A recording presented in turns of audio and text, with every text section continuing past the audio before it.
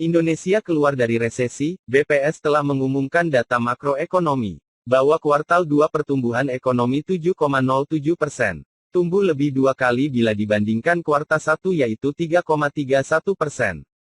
Itu indikasi bahwa ekonomi berangsur pulih. Apa penyebabnya? Harga komoditas makanan dan tambang secara kuartal maupun dibandingkan tahun lalu meningkat cukup signifikan. Di antaranya gandum, minyak kelapa sawit dan kedelai, batu bara, timah, dan aluminium. Ekonomi beberapa mitra dagang utama Indonesia juga tumbuh tinggi dalam periode ini. Khususnya China, Amerika Serikat (AS), Singapura, Korea Selatan, Vietnam dan Eropa. Hal ini juga turut mendorong kenaikan ekspor Indonesia. Tapi dari sisi domestik pertumbuhan itu dipicu oleh konsumsi kendaraan mobil yang tumbuh 758% dibandingkan tahun lalu dan penjualan motor naik 268%. Apa sebabnya? Insentif pengurangan pajak pembelian kendaraan dan kelonggaran kredit konsumsi. Bagaimana sektor lain? Sektor pertanian hanya 0,38% tumbuh. Pada bulan Juni kita justru deflasi 0,16% MTM.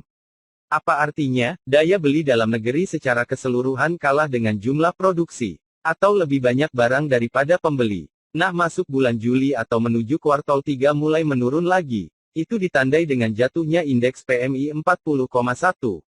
Padahal bulan Juni 53,5. Apa penyebabnya? Karena kebijakan PPKM. Kalau sampai kuartal 3 tidak ada kepastian soal penanggulangan COVID dan masih PPKM juga maka pertumbuhan ekonomi akan turun.